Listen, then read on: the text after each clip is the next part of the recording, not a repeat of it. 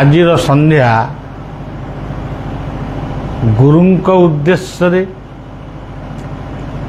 ଦେବଗୁରୁ ବୃହସ୍ପତିଙ୍କ ଉଦ୍ଦେଶ୍ୟରେ, ସମସ୍ତ ଶିଷ୍ୟମାନଙ୍କ ପାଇଁ ସଦ୍ଗୁରୁମାନଙ୍କ ଉଦ୍ଦେଶ୍ୟରେ ଉଦ୍ଦିଷ୍ଟ। ତା ସହିତ ମାର୍ଗଶିର ମାସର ଗୁରୁବାର ଲକ୍ଷ୍ମୀ ପୂଜା ଅନୁଷ୍ଠିତ ହୁଏ।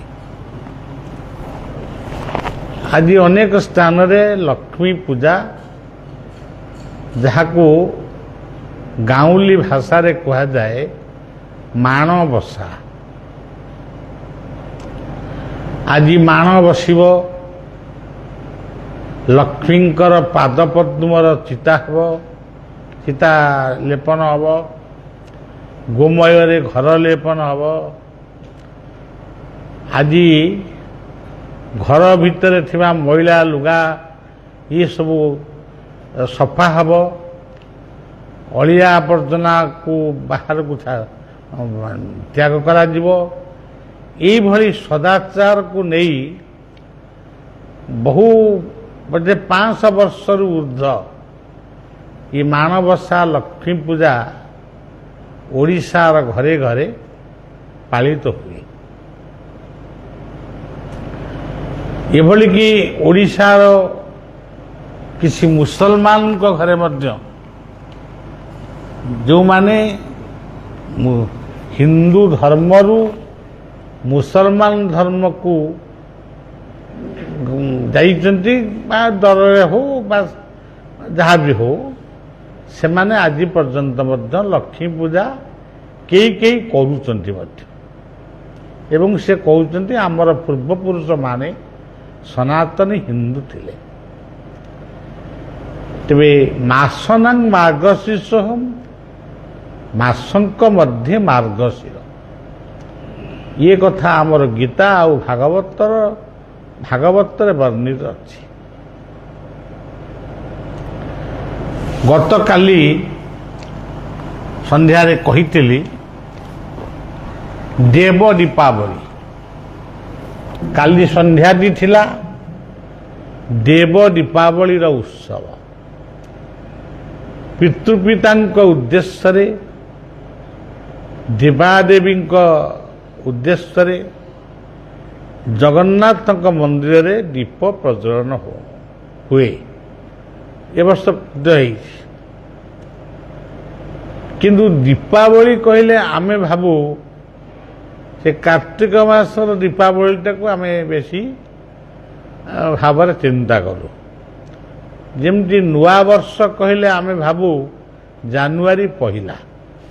କିନ୍ତୁ ପ୍ରକୃତରେ ହିନ୍ଦୁର ନୂଆବର୍ଷ ହେଉଛି ଚୈତ୍ର ଶୁକ୍ଳ ପ୍ରତିପଦା।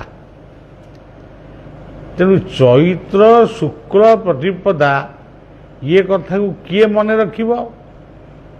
ତେଣୁ ମୋଟାମୋଟି ଭାବରେ ଏ ଦେଶକୁ ଯେତେବେଳେ ଇଂରେଜମାନେ ଶାସନ କରୁଥିଲେ, ସେତେବେଳେ ଠାରୁ ହିନ୍ଦୁମାନଙ୍କ ଭିତରେ ସେଇ ଚେତନା ରହିଛି। ଜାନୁଆରୀ ମାସ 1 ଦିନ ଆମେ ଏ ବର୍ଷର ନୂଆବର୍ଷକୁ ପାଳନ କରୁ। ଆହୁରି ପୁରୁଣା ସମୟକୁ ଗଲେ ମାର୍ଗଶିର ମାସର ଗୁରୁବାରକୁ ବା ମାର୍ଗଶିର ମାସକୁ ଆମେ ନୂଆବର୍ଷ ରୂପେ ପାଳନ କରୁଥିଲୁ। ଏଟା ବହୁ ପୁରୁଣା କଥା। এই ମାର୍ଗଶିର ମାସର ଗୁରୁବାରକୁ ଆମେ ଲକ୍ଷ୍ମୀଙ୍କ ଉଦ୍ଦେଶ୍ୟରେ ସମର୍ପିତ କରୁ। ଲକ୍ଷ୍ମୀ କିଏ? ପୁରାଣ ବର୍ଣ୍ଣିତ ଲକ୍ଷ୍ମୀ ଭଗବାନ ନାରାୟଣଙ୍କର ଧର୍ମପତ୍ନୀ ଲକ୍ଷ୍ମୀ, କି ଅନନ୍ତଙ୍କ ପାଦ ତଳେ ଯିଏ ପାଦ ସେବା କରୁଛନ୍ତି ଯେଉଁ ଲକ୍ଷ୍ମୀ,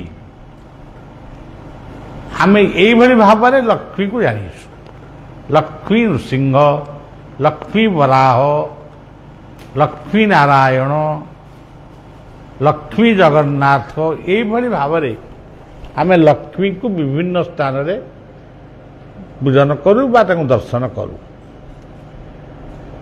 किंतु मोटामोटी भाव लक्ष्मी कहिले सदाचार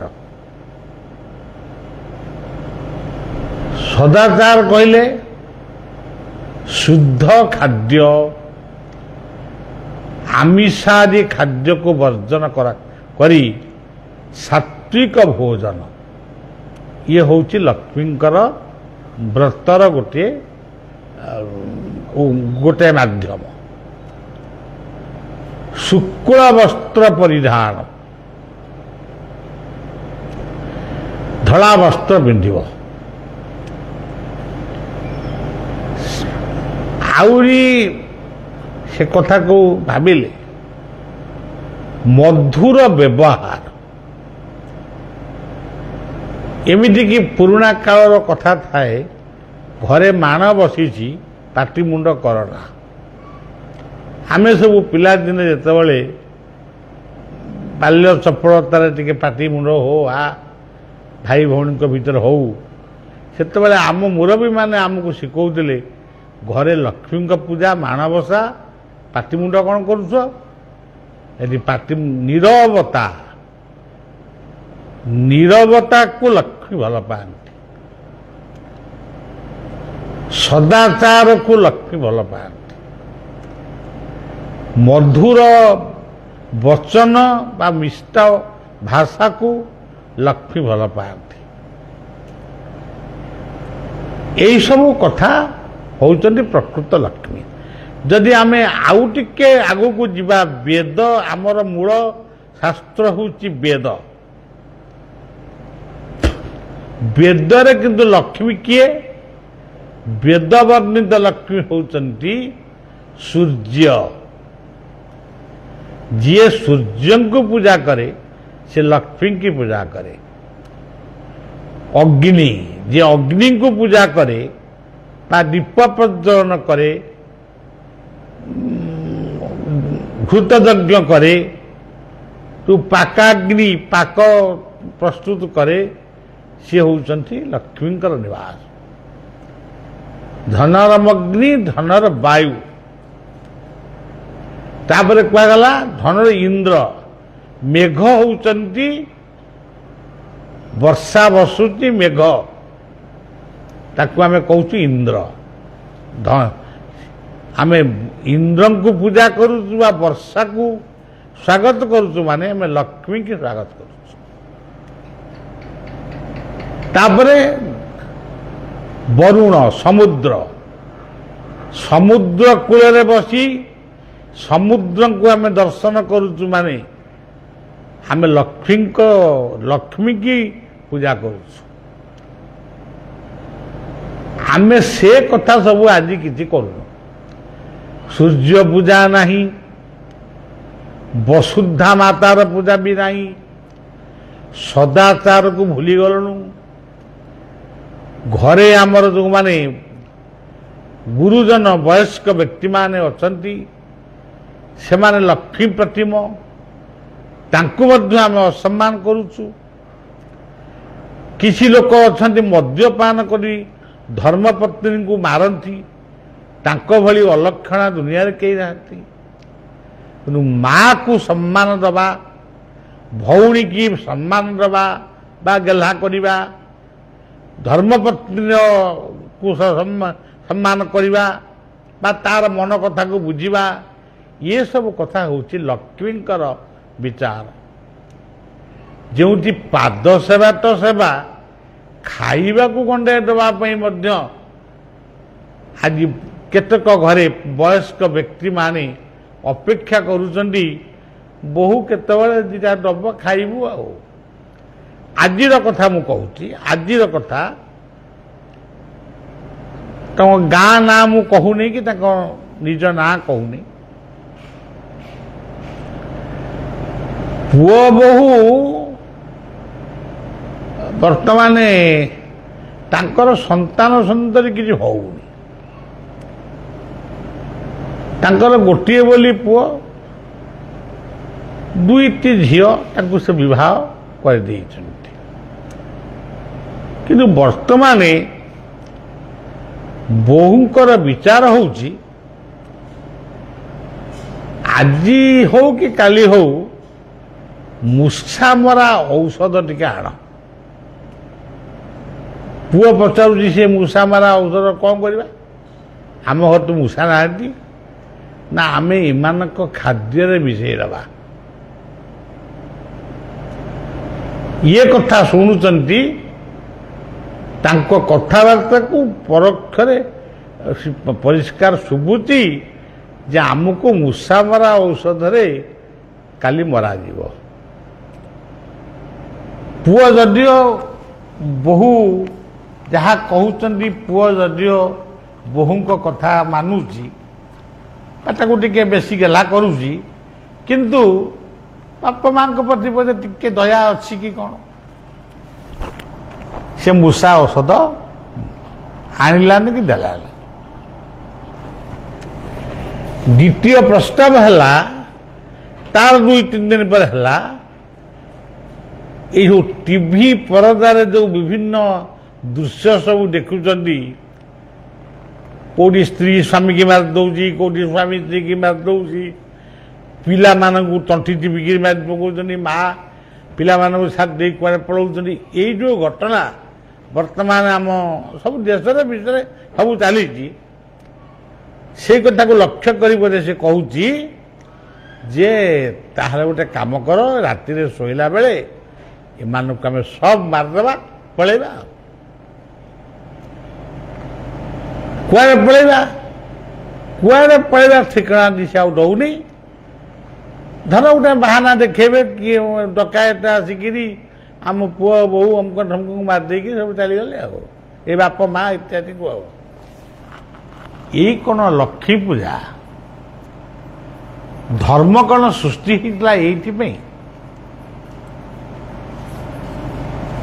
ମୁଁ ଥରେ ଯାଉଛି ବାଲୁଗାଁ ନା କୁଆଡ଼େ ଯାଉଛି, ବ୍ରହ୍ମପୁର ଯାଉଛି, ବାଟରେ ଗୋଟେ ଗୌରଣୀ ଦୋକାନ ଢାବା ଅଛି। ସେଠି ଟିକେ ସାତ୍ଵିକ ଖାଦ୍ୟ ମିଳେ, ସମସ୍ତେ ଟିକେ ଜଳଖିଆ ଟିକେ କରନ୍ତି, ମୁଁ ବି ଟିକେ କଫି ପିଇବାକୁ ଭଲ ପାଏ। ସେହି ସମୟରେ ଜଣେ ମୁସଲମାନ ସେ ଦୋକାନ ଭିତରେ ଥିଲେ, ସେ ମୋ ଗାଡ଼ି ପର୍ଯ୍ୟନ୍ତ ଆସିଲେ, ମୋତେ ନମସ୍କାର କଲେ। ମୋତେ ଆଗରୁ ଦେଖିଛନ୍ତି, ରବୀନ୍ଦ୍ର ମଣ୍ଡପର କାର୍ଯ୍ୟକ୍ରମରେ ସେ ଯୋଗ ଦେଇଛନ୍ତି। ସେ ସେଠୁ କଥା ପ୍ରସଙ୍ଗରେ ମୋତେ କହିଲେ, ମୁଁ ପଚାରିଲି ତାଙ୍କୁ, ଆପଣ କ'ଣ ମୋତେ ଚିହ୍ନିଛନ୍ତି? ସେ ସେଠୁ କହିଲେ ହଁ ସେ ଚିହ୍ନିଛନ୍ତି। କହିଲେ ଆଉ ଆପଣଙ୍କ ପ୍ରବଚନ ମୁଁ ଶୁଣିବାକୁ ଭାରି ଭଲ ଲାଗେ। ତେବେ ସେ ମୋଟାମୋଟି ଶେଷକୁ କହିଲେ, ବାବା ମୁଁ ଗୋଟେ ପ୍ରଶ୍ନ ଆପଣଙ୍କୁ ପଚାରୁଛି, ଧର୍ମ ଯୋଉ ଧର୍ମ ହଉ, ଧର୍ମ କ'ଣ ସୃଷ୍ଟି ହେଇଥିଲା କାହାକୁ ହାଣିବା, କାହାକୁ ମାରିବା, କାହାକୁ ଶୋଧିବା, ଏଇଥିପାଇଁ କ'ଣ ଧର୍ମ ସୃଷ୍ଟି ହେଇଥିଲା? ମୋତେ ଟିକେ ହସ ମାଇଲା। ମୁଁ ଆଉ ହସିଲି ନାହିଁ, କିନ୍ତୁ ହସ ଟିକେ ଚାପି ରଖି କହିଲି, ମୁଁ କହିଲି ଆପଣ ତ ନିଜେ ଅନୁଭବ କରୁଛନ୍ତି, ବର୍ତ୍ତମାନ ଧାର୍ମିକ ବ୍ୟକ୍ତିମାନେ ଖଣ୍ଡା ତରୁୱାଲ ଧରି, ବନ୍ଧୁକ ପିସ୍ତଲ ଇତ୍ୟାଦି ଧରି ବାହାରିଲେଣି କିଛି ଲୋକଙ୍କୁ ମାରିକି ଧର୍ମ ପରିବର୍ତ୍ତନ କରିବା ପାଇଁ। ନା ହଁ ବାବା, ଏଗୁଡ଼ାକ ଆମକୁ ଭଲ ଲାଗୁନି। ମୁଁ ଥରେ ଆପଣଙ୍କୁ ମୋ ଅଞ୍ଚଳକୁ ଡାକିବି, ମୋର ମୁସଲମାନ ଭାଇମାନେ, ହିନ୍ଦୁ ଭାଇମାନେ, ସେ ସମସ୍ତଙ୍କ କଥା କହୁଛେ, ମୁସଲମାନ ଭାଇମାନେ, ହିନ୍ଦୁ ଭାଇମାନେ ବସିବେ, ମୁଁ ଆପଣଙ୍କ କଥା ଟିକେ ଶୁଣିବି। ଧର୍ମ ଏକ ପୋତ ଗଢ଼ିଛନ୍ତି ବିଧି, ତରିବାକୁ ଏହି ସଂସାର ବାହାରି। ପୁଅ ଯଦି ବାପକୁ ସମ୍ମାନ ଦଉନି, ବାପା ଯଦି ପୁଅକୁ ଟିକେ ଶାସନ ବା ସ୍ନେହ ଦଉନି, ମା ଯଦି ଝିଅକୁ ଶାସନ କରୁନି, ସ୍ତ୍ରୀ ଯଦି ସ୍ୱାମୀର ମନ କଥାକୁ ବୁଝୁନି, ସ୍ୱାମୀ ମଧ୍ୟ ସ୍ତ୍ରୀର ମନ କଥା ବୁଝୁନି, ଯଦି କେହି କାହାରି କଥାକୁ ବୁଝୁନାହାନ୍ତି, କିଏ ଟିକେ ସକାଳେ ଚାହା ଖାଇବ, କିଏ ସକାଳେ ଟିକେ 9ଟା ବେଳକୁ କିଏ ଜଳଖିଆ ଟିକେ ଖାଇବ, କିଏ ପଖାଳ ଟିକେ ଖାଇବ, ଆମ ଓଡ଼ିଆ ଘରର କଥା। ଏତିକି କଥା ଯେଉଁମାନେ ଶିଖି ନାହାନ୍ତି, କରିବାକୁ ପ୍ରସ୍ତୁତ ନୁହେଁ, ଆମେ ବାପ ମାଙ୍କ ଠାରୁ ଭିନ୍ନ ହେଇଯିବା, ଆମେ ବାପ ମାଙ୍କର ସେବା କରିବାନି, କୌଣସି ବନ୍ଧୁବାନ୍ଧବମାନଙ୍କ ସହିତ ସମ୍ପର୍କ ରଖିବାନି। ଏଇମାନେ ଯଦି ଲକ୍ଷ୍ମୀ ପୂଜା ଛାଡ଼ିକିରି ଲକ୍ଷ୍ମୀଙ୍କ ସାଙ୍ଗରେ ନାରାୟଣଙ୍କୁ ବି ପୂଜା କରନ୍ତି, ସେ କେଉଁ ଫଳ ପାଇବେ? ତାଙ୍କୁ ଫଳ ଦେବ କିଏ? ମାଣବସା ଗୁରୁବାର ତାର ଗୋଟିଏ ସ୍ୱତନ୍ତ୍ର ଉପାଖ୍ୟାନ। ସମସ୍ତେ ଅନିଦ୍ରା, ସମସ୍ତେ ଶୋଇଛନ୍ତି, ସକାଳୁ କେହି ଉଠୁନାହାନ୍ତି। ଇଏ 500 ବର୍ଷ ତଳର କଥା। ସକାଳୁ ଉଠିବା ଇଏ ଗୋଟାଏ ସଦାଚାର ଭିତରେ ଯାଏ। ଲକ୍ଷ୍ମୀ ଦାଣ୍ଡେ ଦାଣ୍ଡେ ଯାଉଛନ୍ତି, ଦେଖୁଛନ୍ତି କାହା ଘରେ ଆଜି ମୋ ଲକ୍ଷ୍ମୀଙ୍କର ପୂଜା ହେଉଛି। ସମସ୍ତେ ଶୋଇଛନ୍ତି, କାହାର ବସ୍ତ୍ର ଫିଟି ଯାଇଛି, କାହାର କେଶ ଉନ୍ମୁକ୍ତ ହେଇଯାଇଛି, ଏଇଭଳି ଶୋଇଛନ୍ତି, କିଏ ଉଠୁନାହାନ୍ତି। ଶ୍ରିୟା ଚଣ୍ଡାଳୁଣୀ ନାମକ ଜଣେ ଚଣ୍ଡାଳ ଘର ବୋହୂ, ଚାଣ୍ଡାଳୀ ହେଲେ ବି ମଧ୍ୟ ସେ ଘରକୁ ଗୋବରରେ ଲେପନ କରିଛି, ଲକ୍ଷ୍ମୀଙ୍କର ପାଦପଦ୍ମ ଚିତା କାଟିଛି ଏବଂ ଶଙ୍ଖବାଦନ କରୁଛି, ହୁଳହୁଳି ପକେଇ ଆଉ ଲକ୍ଷ୍ମୀଙ୍କୁ ଆବାହନ କରୁଛି। କମଳିନୀ ମା କମଳିନୀ ସେଇ ଶ୍ରିୟା ଚଣ୍ଡାଳୁଣୀଙ୍କ ଘରେ ପ୍ରବେଶ କଲେ। ତାର କାରଣ ସଦାଚାର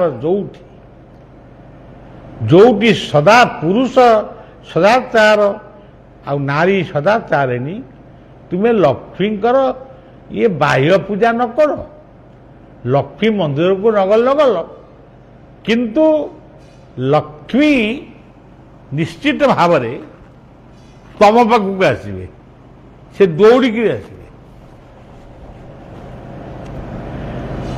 ବଳିଆ ମଧ୍ୟ ତାର ଅନୁଭବ ବି କରିଛି।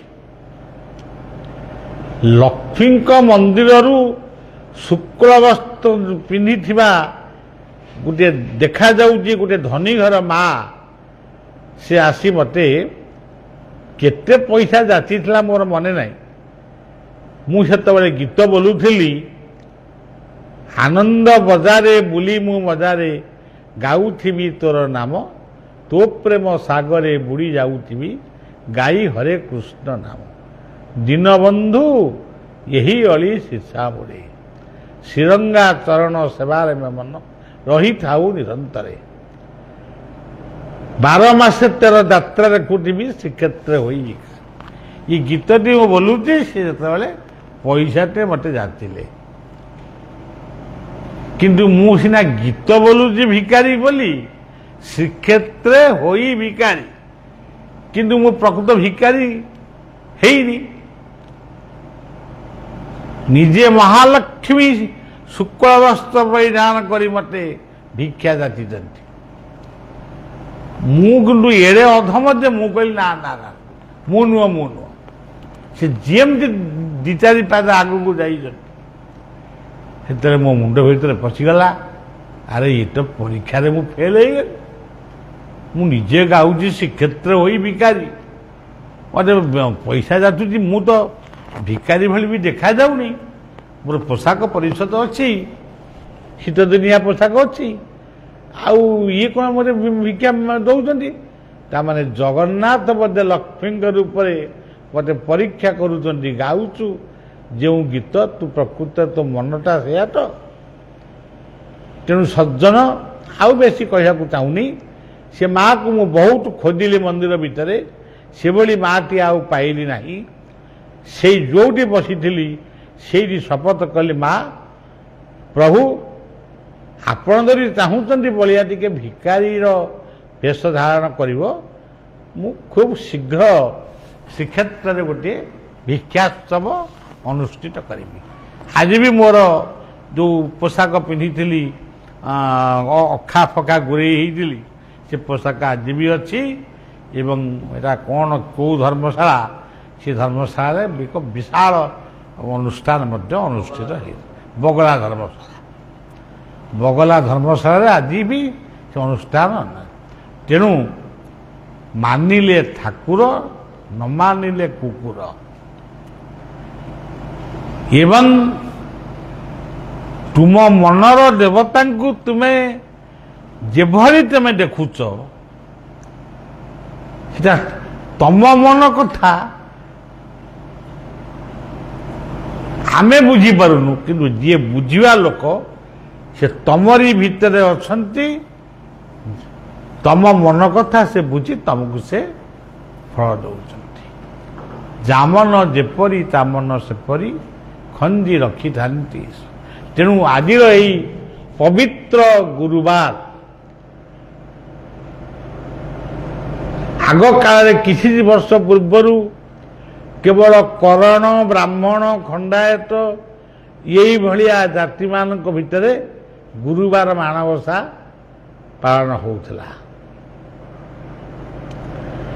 अन्य संप्रदाय लोक मैंने मत जो पचारती आमे बाबा लक्ष्मी पूजा करूँ मुझे श्रिया चंद्रावणी कथा कहे श्रिया चंद्रावणी जदि लक्ष्मी पूजा कर अछब दासिया बाउरी हाथ जदि नड़िया जगन्नाथ नहीं लक्ष्मी तुम घर केमी आसवे गोटे धनी घरे भात पितल हाँडी फुटुव तुम घर गोटे माटी हाँडी भात फुटु भात तो सी भात जमी लगुव ये भात भी जमी लगुव तेणु आम भली क्षुद्र मना मनीष माने धर्म को अलग करुचंती नीति की अलग करुचंती सबू विभ्राट करी केवल मंदिर करू पर्वपर्वाणी करू चमक करू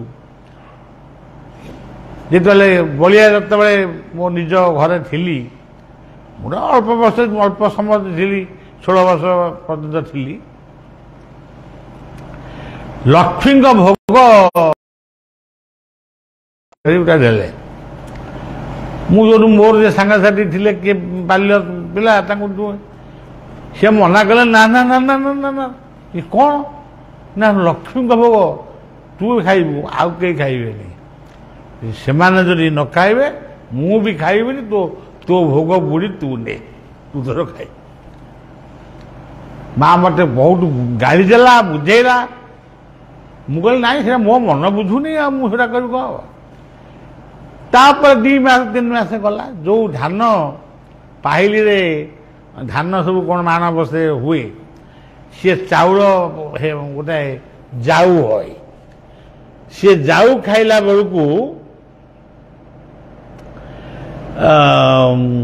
मु कहली जाऊ आज जाऊ हूँ क्षीरी भाया मईसी क्षीर ना कौन एमती जाऊ कर मोर गोटे बाल्य साथी जे प्राय आसती ब्रजकिशोर महापात्र से दिन से घर को आसली माँ आज यदि कहबू ब्रज लक्ष्मी भोग खाइब नहीं ताहले मु भी खाइबी नहीं माँ कहला नाई नाई नहीं तोर से सान भाई भाया तू सी भी गोटे मो नाती तेणु आम समस्ते लक्ष्मी पूजा लक्ष्मी जाऊ खाइलु बा लक्ष्मी को भोग खाइलु मुझे कथा कहीं कहूँ आम भितर जो संकीर्णता रही लक्ष्मी को भोग आउ जन को देदेले लक्ष्मी आम घर पलैबे ये सब अंध विश्वास यही भाव में अनेक कथा रही जो गुड़ाक अंधविश्वास को विश्वास करी माने एमती गुरुवार हो जने अभावी लोक आखिर लुह गड़ी जाऊथिबो से आसिक कांदिक कहते बाबू घरे आज चाउल नाई मो पिलांक पई आपण मते 100 टंका दियंतु कि 10 टंका धार दियंतु कि 100 टंका दियंतु कि चाउल कुचाए दियंतु ना ना आज दे हबनी कहीं आज गुरुवार ये आज भी आम आश्रम जे गाई जत्न करुचंदी सी आज जाइए छुट्टी रे घर को सी आज आसिले कारण कौन ना आज बा गुरुवार से आसता केमी माने आम ऑफिस चालक कहते आमर जो ऑफिस चालक अच्छा से कहते बुझे दे पारुना एथि गुरुवार दिन जेते दान करिवो ଆଉ ସବୁଠାରୁ ବଡ଼ ଦାନ ହେଉଛି ଗୋଟେ ଅଭାବୀ ମଣିଷକୁ ଯଦି ତୁମେ ସାହାଯ୍ୟ କଲ, ଲକ୍ଷ୍ମୀଙ୍କର କେଇଟା ହାତଟା ଆମେ କହିପାରିବାନି, ଆମକୁ ସେ ଚତୁର୍ ହାତରେ ଚତୁର୍ ଗୁଣରେ ଆମକୁ ଧନ ସେ ଦେବେ। ସଂକୀର୍ଣ୍ଣତା ଠାରୁ ଆମେ ଯେତିକି ଦୂରେଇ ଯିବା ସେତିକି ଆମେ ତଳୁକୁ ଯିବା, ଉପରକୁ ଯିବାନି। ତେଣୁ ଲକ୍ଷ୍ମୀ ହିରଣ୍ୟବର୍ଣ୍ଣାଂ ହରିଣୀଂ ସୁବର୍ଣ୍ଣ ରଜତା ସଦାଂ ଚନ୍ଦ୍ରାଂ ହିରଣ୍ମୟୀଂ ଲକ୍ଷ୍ମୀ ଜାତ ବେଦ ମହାବ। ତେଣୁ ଲକ୍ଷ୍ମୀ ହେଉଛନ୍ତି ସଦାଚାରର, ଲକ୍ଷ୍ମୀ ହେଉଛନ୍ତି ସୂର୍ଯ୍ୟ, ଲକ୍ଷ୍ମୀ ହେଉଛନ୍ତି ପୃଥିବୀ, ଲକ୍ଷ୍ମୀ ହେଉଛନ୍ତି ସମୁଦ୍ର, ଲକ୍ଷ୍ମୀ ହେଉଛନ୍ତି ସେବାର ପ୍ରତୀକ, ଲକ୍ଷ୍ମୀ ହେଉଛନ୍ତି ଦରିଦ୍ରର ମା। ତେଣୁ ଆମେ ଯଦି ଲକ୍ଷ୍ମୀ ପୂଜା ଯଦି କରିବା ତାହେଲେ ପ୍ରକୃତରେ ଯାହା କରିବା କଥା ସେଇଆ କର। ଆଉ ପିଠାପଣା କରିବା, ଖାଇବା ପିଇବା, ହୁଳି ପକାଇବା, ଆମ ଭୋଗକୁ ସିଏ ଖାଇବେନି। ଆରେ ଆମେ ପିଠା ଖାଉଥିବା, ଆମ ଘର ଆଗରେ ଗୋଟେ ଗରିବ ଲୋକ, ସେ ତା ଘରେ ଚାଉଳ ନଥିବ, ଧାନ ନଥିବ, ସିଏ ପିଠା ଟିକେ କରିପାରିନଥିବ, ଆମେ ଯେତେବେଳେ ପିଠାଟି ତା ଆଗରେ ଖାଉଥିବୁ, ସିଏ ଆମ ମୁହଁକୁ ଅନେଇଥିବ, ସେ ପିଠା ଲକ୍ଷ୍ମୀ ଖାଇବେ ତ? ତେଣୁ ଅନ୍ଧବିଶ୍ୱାସ, ସେଥିପାଇଁ ଗୀତା କହିଛନ୍ତି କ୍ଷୁଦ୍ରଂ ହୃଦୟ ଦ୍ରୈବଲ୍ୟଂ ଟେକ୍ଟତିଷ୍ଠ ପରାନ୍ତପ। ସେଇ ମହାଲକ୍ଷ୍ମୀ ବିଶ୍ୱର, ଦେଶର, ରାଜ୍ୟର, ଆପଣମାନଙ୍କର, ଆମର ସମସ୍ତଙ୍କର ଯେତିକି ଦରକାର ଆମକୁ ସେତିକି ମିଳୁ। ଅନ୍ନ ବିହୁନେ ହଂସ ହାନି, ଯୋଗ ସାଧିବି କାହାଗେନି। ଆମକୁ ପଲଉ ନ ମିଳୁ, ପଖାଳ ଭାତ ଗଣ୍ଡେ ମିଳୁ କି ଗରମ ଭାତ ଗଣ୍ଡେ ମିଳୁ, ଆମର ଯେତିକି ଦରକାର ଆମେ ସେତିକି ତାଙ୍କୁ ମାଗିବାରେ କିଛି ଅସୁବିଧା ନାହିଁ। ଏତିକି କହି ମୋର କଥାକୁ ସେଇ ଗୁରୁ ଗୋବିନ୍ଦଙ୍କ ପାଦ ତଳେ, ମହାଲକ୍ଷ୍ମୀଙ୍କର ପାଦ ତଳେ ସମର୍ପଣ କରି ସମସ୍ତଙ୍କର ଶୁଭକାମନା କରୁଛି। ଜୟ ମହାଲକ୍ଷ୍ମୀ, ଜୟ ଜଗନ୍ନାଥ, ଜୟ ଗୁରୁ।